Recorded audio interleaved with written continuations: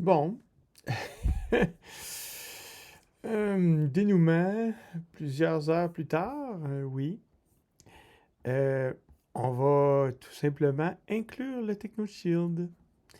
En incluant le TechnoShield et en créant juste l'objet du TechnoShield, le UI machin, j'ai même pas besoin de l'utiliser. En fait, j'ai même pas besoin de ça.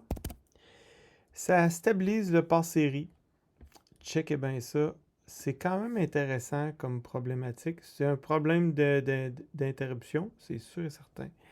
S'il est là, ça fait la bonne chose. Une fois qu'il a fini d'imprimer ses trucs, il arrête. Si j'enlève juste ce petit objet en commentaire et que je recompile, ben, il me génère tout simplement un problème et il se met à s'emballer alors qu'il n'y a aucune raison de le faire. Donc, il y a quelque chose de caché. Vous voyez bien ici là, que, vous voyez qu'il se remplit, il se remplit de caractères inconnus. Alors, faites juste déclarer votre TechnoShield. On ne l'utilisera pas, mais vous le déclarez. Et ça va stabiliser le pare-série. Hmm. Quand même comique, hein? Vous voyez, ça marche. OK. Donc, qu'est-ce que j'ai fait? J'ai essayé plein de choses avant d'arriver à ça. En fait, j'ai déjà du code qui marche. Fait que j'ai déjà mon exemple fonctionnel. Fait qu'il a fallu que je tricote un petit peu à travers tout ce que j'avais de fonctionnel et je suis revenu en arrière jusqu'à temps que, en ajoutant le TechnoShield, ce que je pensais jamais que ça allait être ça, mais. Donc, en ajoutant le TechnoShield, hop, tout d'un coup, ça stabilise. Bizarre. Donc, bref, je reviens à ce que je voulais faire. Ça, je n'aurais pas besoin, là, c'était du debug. Mais ça, par contre, je vais le réactiver. Donc, tac. Donc, je vais imprimer mes fenêtres. CTRL-T pour tout remettre comme il faut. Ce que j'ai fait aussi, je vais... Donc, ce que j'ai fait aussi, c'est que après l'état de calcul de fenêtre, je m'en vais en coefficient et ça, je devrais pas avoir besoin. Excusez-moi, je vous baille ça dans la figure et dans les oreilles. Donc, je m'en vais en coefficient. En coefficient, je m'en vais en attente et en attente, je reste en attente pour l'instant. Tout ce que je veux faire, c'est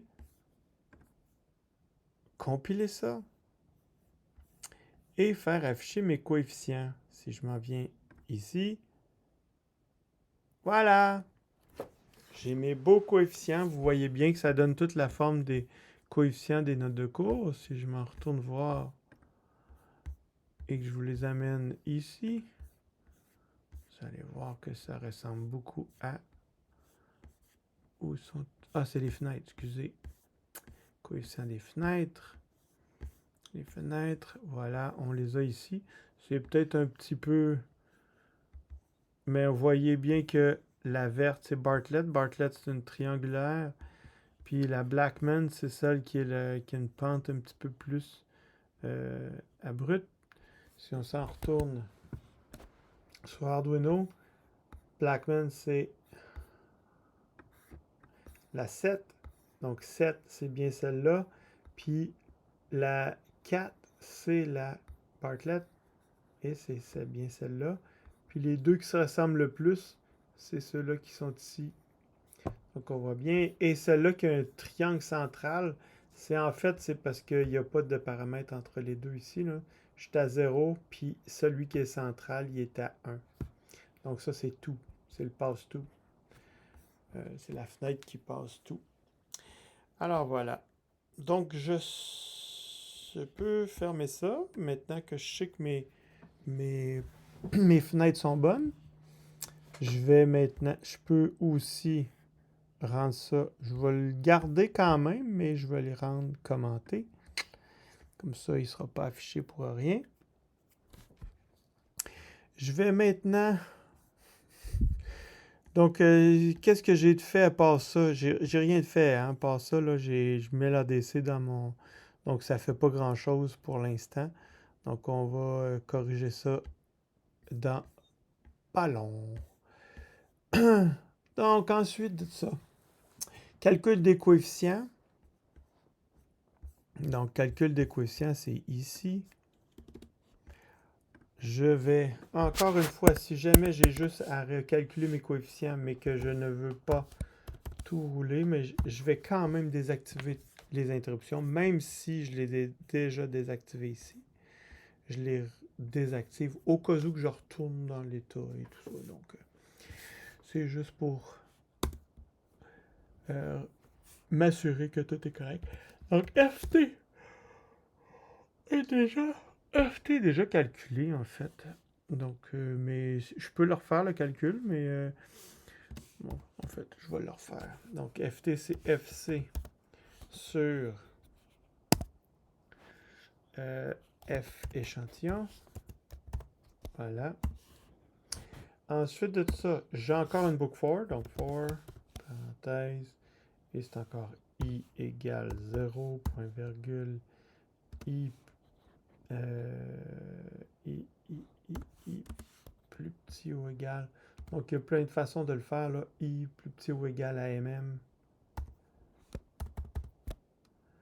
MMM.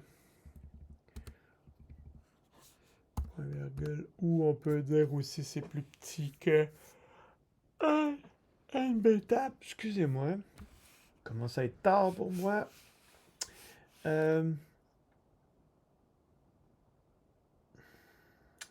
Ouais, et I++. I++. Voilà, ouvre la collade. Et là, j'ai deux possibilités.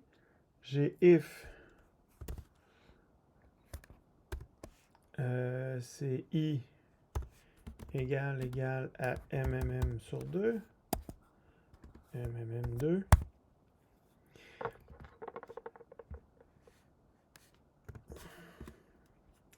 Qu'est-ce que je fais dans ce cas-là? Le coefficient coef I, le coefficient I, donc je vais toutes les faire, coefficient I égale à 2.0 fois FT, F de la transition, else, qu'est-ce que je fais dans ce cas-là? Else, je vais me déclarer une variable temporaire pour que, quoi que c'est, bah, en fait, non, ça ne sera pas nécessaire là, parce que j'ai pas besoin de calculer le coefficient super rapidement, mais je l'ai fait pareil, donc j'ai défini une variable temporaire qui va tout simplement disparaître en dehors du else. Donc float d est égal à, je transforme mon i, ce ne sera pas nécessaire non plus, mais pour être sûr que tout est flottant, float i moins mm sur 2. Donc je précalcule parce que je n'ai besoin de deux fois. mm2. Voilà. Et ensuite, j'utilise dans ma formule de coefficient coef i. Coef i. Je fais égal à sin de 2pi, donc TWOP fois FT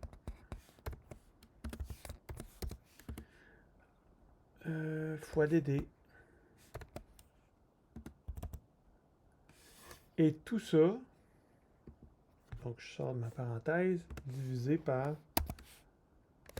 parenthèse, pi fois DD, point virgule.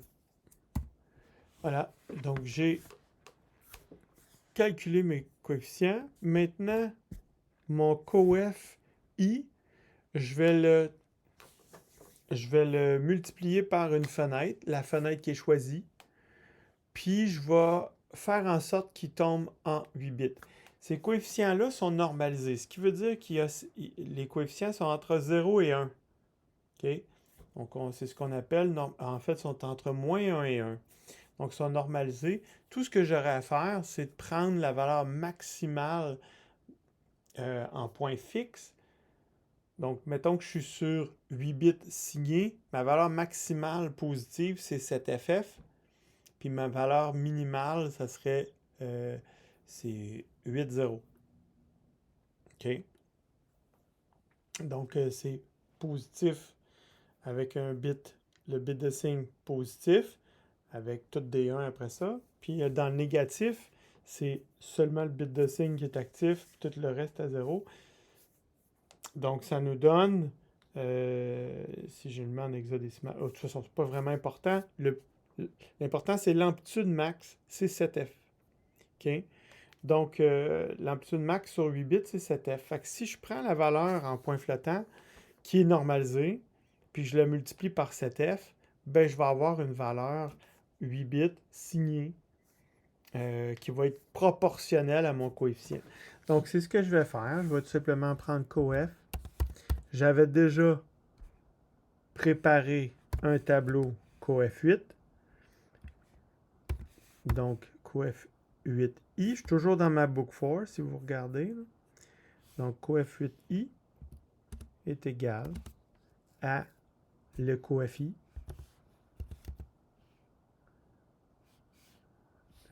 Coef-i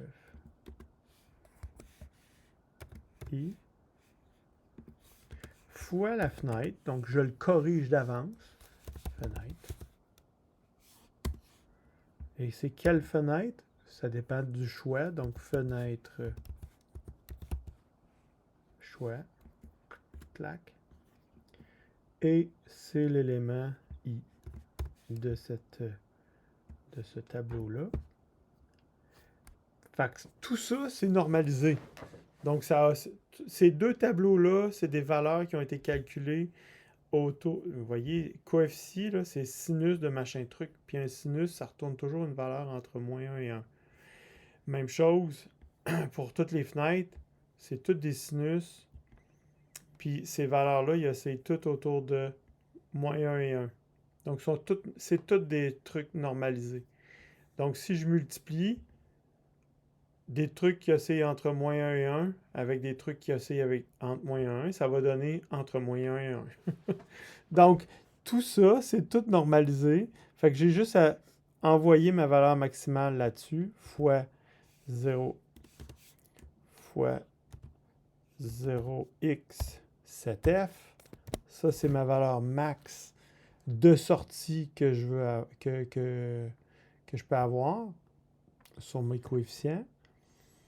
Évidemment, ça sera pas ça parce que j'ai toujours un petit peu moins que 1. Et donc ça va me donner des coefficients qui sont maintenant en point fixe. Puis on peut même les imprimer. Donc c'est ce que je veux. Serial. J'espère que je n'aurai pas le même problème. Point print ln. Et je vais imprimer coef 8 i. Voilà. Et point virgule. Voilà. Et je m'en vais en attente. Voilà. Ça, je laisse ça de même. On essaye ça. Est-ce que ça fonctionne? Donc, je devrais imprimer seulement si je reset. Voilà. C'est mes coefficients corrigés. Il y a... non, il n'est pas corrigé. C'est quoi mon choix? Mon choix, c'est non corrigé. C'est ça parce que choix est égal à quoi? Si je m'en vais dans choix, rec. Donc, je vais le changer. Je vais aller chercher, mettons, Bartlett ou Hanning. Donc, F underscore Hanning. Sauvegarde. Je recompile.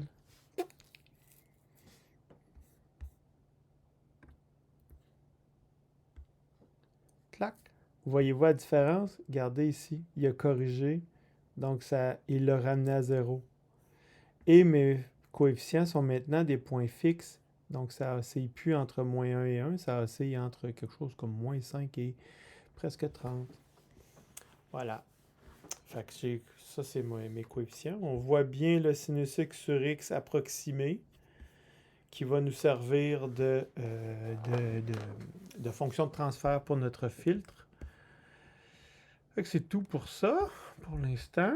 Fait que ça, c'est mon calcul de coefficient. Et ensuite de ça, là, au lieu d'aller en attente, quand je suis en attente, je vais m'en aller en filtre. Donc, ici, l'attente va s'en aller en filtre. Voilà. Et qu'est-ce que je fais dans filtre maintenant? Dans filtre, je vais calculer la valeur du filtre. Donc, je vais faire ma convolution. Donc, ce qui veut dire que point par point, je multiplie par les coefficients de chacun des points. Donc, mes points sont pris, ils vont devoir être pris par mon interruption sur l'ADC. Donc, je vais prendre les valeurs éventuellement. Puis, je vais faire le calcul sur chacun des points. En fait, je peux peut-être commencer par ça. Donc, dans l'ADC, je vais commencer par aller chercher une valeur. Donc, je vais mettre l'ADC dans, au lieu de le mettre là-dedans, je vais le mettre dans PTS historique. Voilà. Et c'est le point, là, c'est le point IPT. C'est là que ça va devenir un petit peu plus spécial. Puis, je vais gérer mon IPT ici. Donc, IPT est égal à IPT plus 1.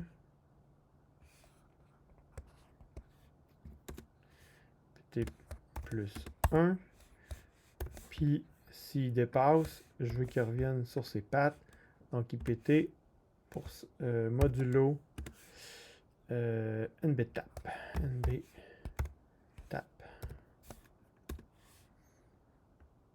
Point virgule. Puis, même chose avec JPT.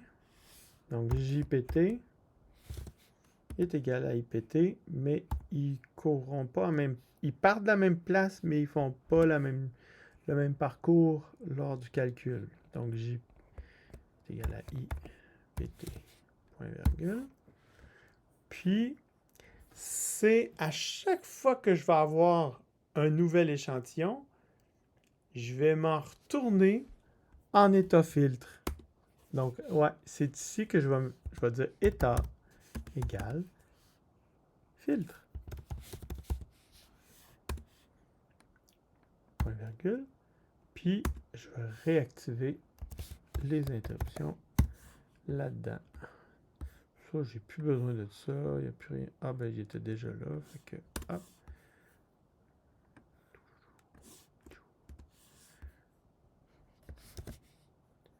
Voilà.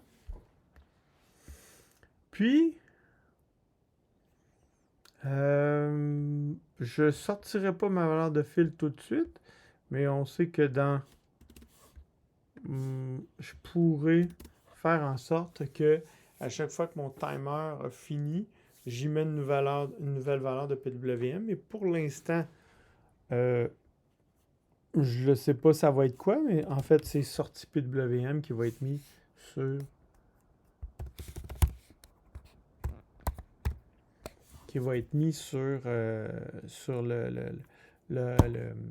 le comparateur pour avoir un rapport cyclique qui est proportionnel à la valeur de ma sortie. Donc, voilà. C'est ce que j'ai à faire.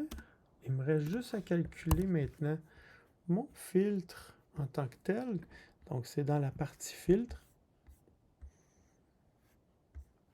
Qu'est-ce qui va être fait? C'est ma fameuse convolution qui va être ensuite, en fait, une boucle for du nombre de tapes, puis qui va faire une multiplication, addition, multiplication, addition. Donc, c'est ce que je vais faire ici. Touc, touc, touc, touc. Donc, premièrement, bon, pour pas qu'il y ait d'interruption pendant le calcul, juste pour que ça fonctionne quand même mieux, même s'il y en a une qui arrive en même temps, elle va être reportée un peu plus tard, mais ça va fonctionner quand même mieux que si elle arrive n'importe quand. Donc, ce que je fais, c'est que je vais les désactiver. Donc, CLI, Clear Interrupt, point virgule, puis au bout de ça, je vais le SEI Set Interrupt. Donc, je les active à la fin. Donc, première chose, ma variable qui sert à faire mon calcul, je l'ai appelée sortie. Donc, sortie est égale 0. Donc, si vous vous souvenez, elle est ici. Donc, sortie est là. Ça se peut que ça ait changé, là, parce que dans mon débogage, là, j'ai joué un peu avec ça. Là. Ça se peut qu'il y ait des choses qui ont juste changé de place là, un peu, là, mais c'est les mêmes valeurs. Fait que j'ai changé ça tantôt. Sortie et sortie PWM sont ici. Donc, si vous voulez savoir pourquoi il y en a une en 16 bits puis l'autre en 8 bits, j'en parle un petit peu plus tôt dans une autre vidéo. Mais je vais le réexpliquer en le faisant de toute façon ici. Donc, sortie est en 16 bits. Donc, je la pars à 0 et ensuite, je lance ma book for. Donc, for, ouvre la collade. Donc, for, et encore une fois, j'utilise i pour ma book for. I égale 0, point virgule, i plus petit que plus petit ou égal ou plus petit que nbtap, ça ne change pas grand chose. nbtap, point virgule, puis i++,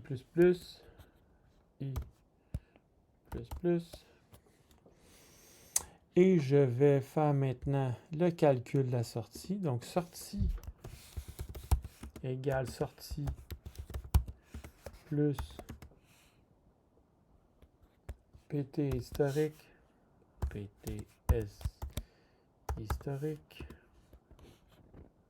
Et là, c'est là que les pointeurs bizarres vont apparaître. Donc, JPT fois le coefficient. Et là, oups, fois coef 8i. Pourquoi? Là, le JPT, il est spécial. Le i me pointe sur le nouveau point. Je vais aller au tableau. Ça va être plus simple. OK. Hop.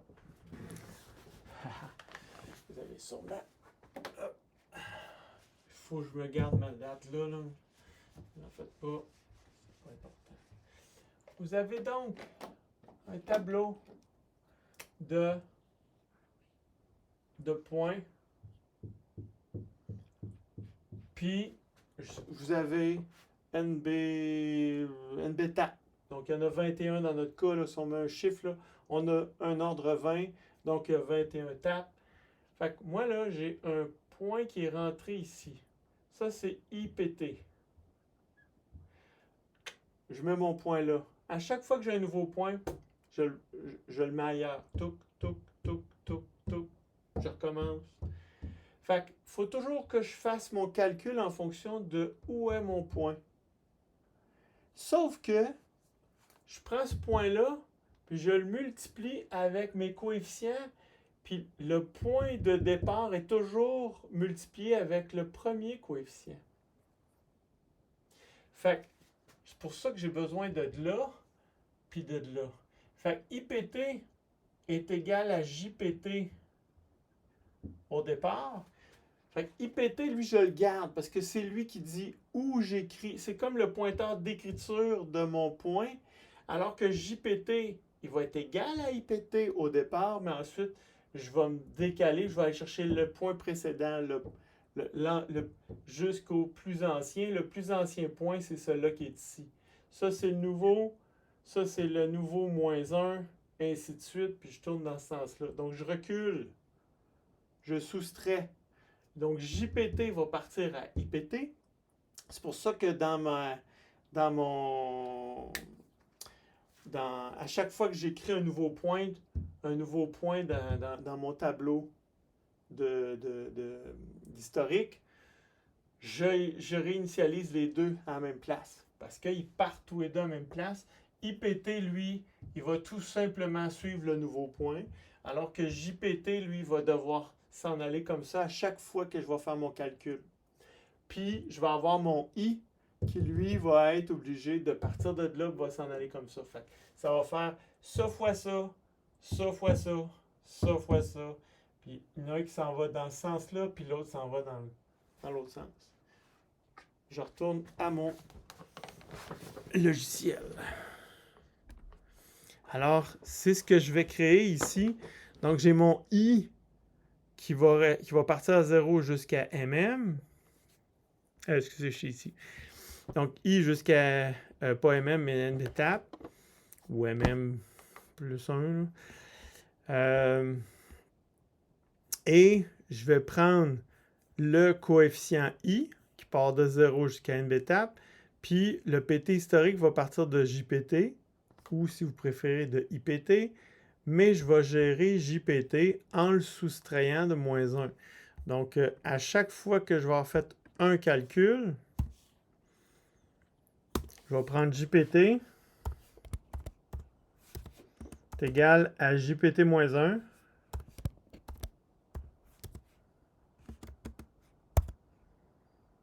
If. Ça va aller mieux avec un underscore. JPT moins 1. Puis si if JPT est plus grand que MM, ça veut dire que s'il y a un dépassement, si je descends, puis hop, il revire d'abord, il devient plus grand. Parce que là, JPT, c'est un unsigned. Donc, il ne peut pas descendre en bas de 0. Il va toujours être plus grand que 0. Donc, si JPT est plus petit que... plus grand que MM, que l'ordre, ben, ça veut dire qu'il a dépassé, parce qu'il est rendu l'autre bord. Ben, je le ramène. Je ne peux pas utiliser le truc du modulo parce que je ne peux pas faire une division dessus parce que justement, il va s'en aller. Il ne s'en va pas dans le bon sens. Donc, tout simplement que je le gère comme ça, puis ça marche. Donc, JPT égale AMM. Donc, s'il est plus grand qu'AMM, c'est qu'il a dépassé. Puis, je le ramène à MM pour continuer. Puis, c'est tout. Ma book 4 serait finie avec ça. Par contre, ma sortie maintenant, si vous regardez ici, je pars avec une sortie égale à 0. Puis ensuite, je prends un point historique de 16 bits, puis je le multiplie avec 8 bits. Si on regarde, la manière qu'un calcul, qu'une multiplication est faite, si on veut être sûr de ne pas avoir de problème, en fait, je pourrais le garder comme ça, mais par contre, c'est que ma valeur va être trop grande. Moi, ce que je veux faire, c'est que, comme mes coefficients, je les ai mis en point fixe, c'est comme si j'avais décalé ma virgule pour avoir mon... Je vais retourner au tableau. C'est comme si j'avais pris le fait d'avoir pris mes coefficients et les avoir mis sur 8 bits. J'avais des points flottants qui avaient en fait qui oscillaient entre moins 1 et 1. C'est comme si j'avais moins ou plus ou moins 1, machin truc. OK? Ben, si je le mets en point fixe, je peux faire à peu près la même chose. Plus 1, c'est à peu près 0.11111 sur 8 bits. J'ai un bit de trop. Ben, sur 16 bits, ça serait 1, 2, 3, 4, 5, 6. Ça serait quelque chose de même. OK? Mais sur 8 bits, je mets ça sur 8 bits. Ça, c'est 0.999. OK? C'est à peu près. Puis, moins 1, ça serait 1, 0. parce que ça, c'est un bit de signe. OK. Donc, ça, c'est un chiffre négatif. C'est -1. Négatif. Avec la virgule là. Évidemment, si vous déplacez la virgule, ben, l'interprétation va être différente. Mais on peut toujours faire ça parce que, n'oubliez pas là, que si je fais ça fois ça, c'est ça va être la même réponse que si je fais ça fois ça. Ça va donner les mêmes patrons de bits. Fait que peu importe où ce que je place ma virgule dans ma tête, le patron de bits de la multiplication va rester le même.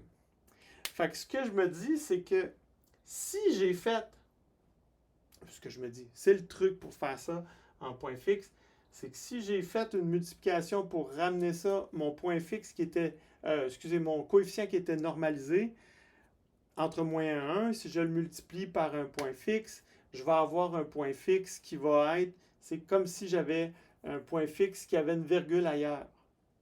Donc, c'est pour ça que, dans le fond, si j'ai une multiplication de 16 bits avec un 8 bits, qui lui a une virgule à quelque part là, puis l'autre, je pourrais dire aussi qu'il y a une virgule.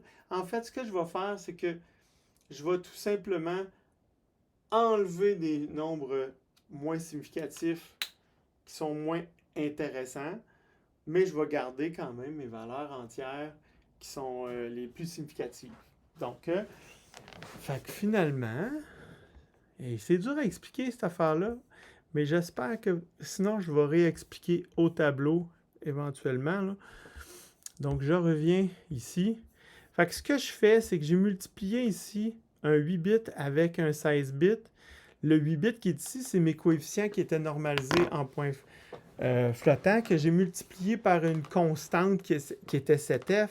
Fait que ça fait en sorte que c'est comme si j'avais un point fixe avec une virgule vraiment pas à la même place que ce que vous êtes habitué de faire. Fait que ce que je peux faire, c'est qu'une fois que mon calcul est fait, vous voyez, je fais plusieurs fois ce calcul-là avec des valeurs qui sont décimales, pas entières. Donc, à la fin, ben, je me ramasse avec beaucoup de décimales qui sont pas nécessairement utiles. Fait que ce que je vais faire, c'est que je vais reprendre ma sortie, puis je vais la chopper pour la ramener sur 16 bits. Présentement, sortie, si vous regardez ici, est sur 16 bits. Fait qu'à chaque fois que je fais une multiplication, je fais augmenter sa valeur. Ben, je vais reprendre sortie. Sortie.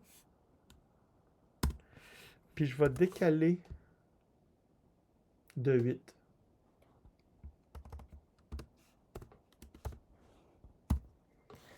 Donc, ça fait en sorte que j'arrondis ce qui est pas... J'arrondis pour ramener ça à 16 bits. Même s'il y a déjà sur 16 bits, vous allez me dire, mais c'est la valeur que je veux.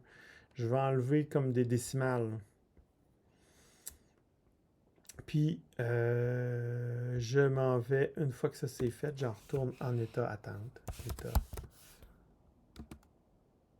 égal attente. Tac, point virgule. Est-ce que c'est tout? Je pense que oui.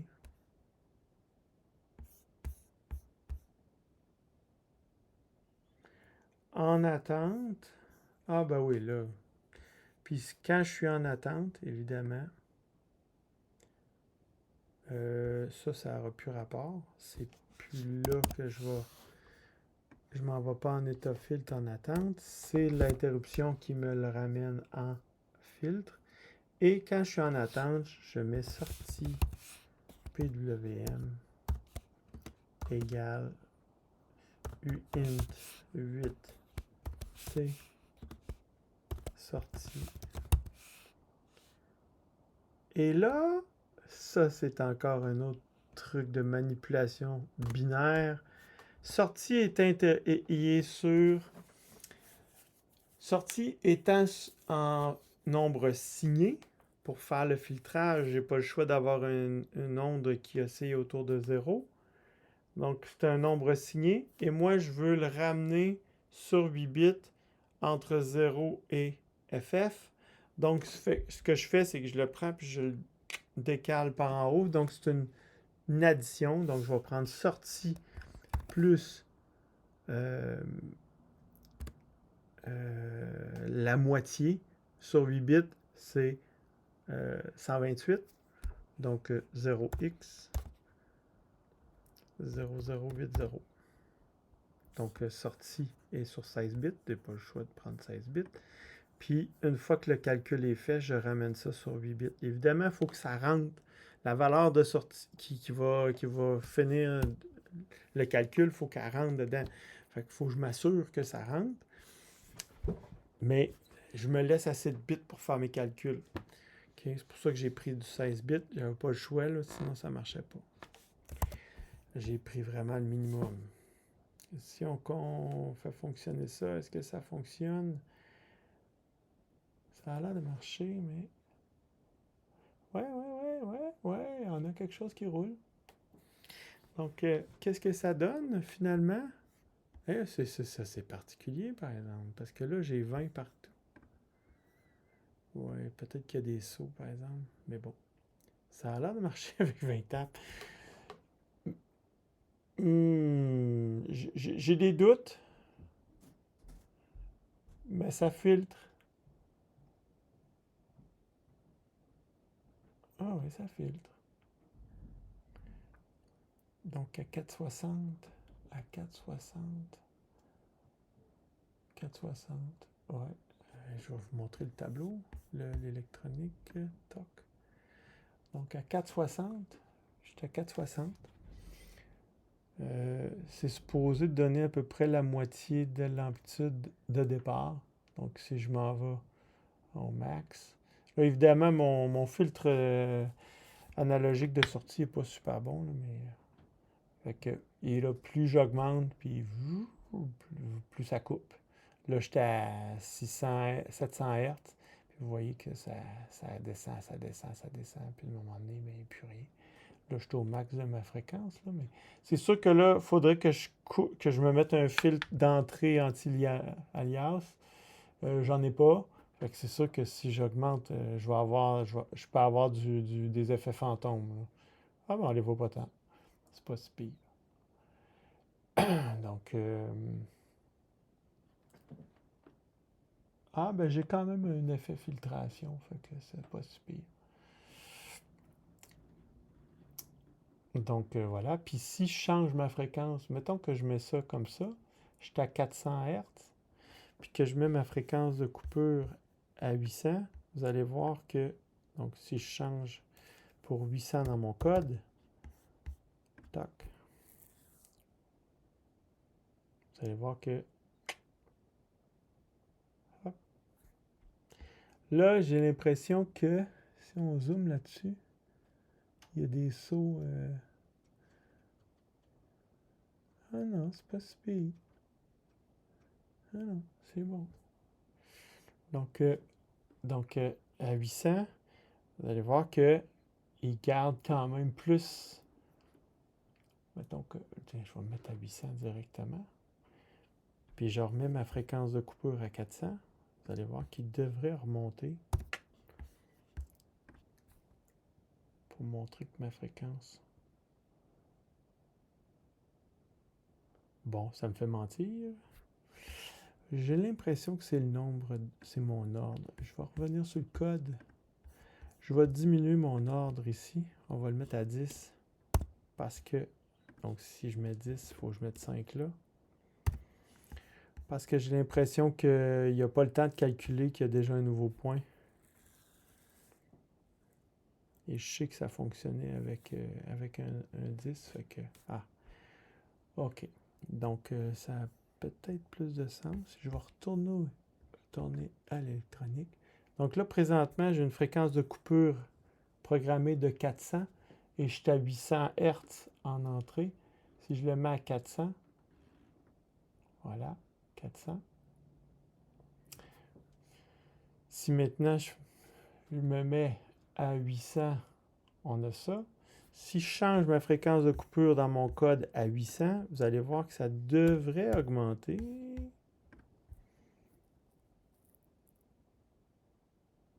Un petit peu.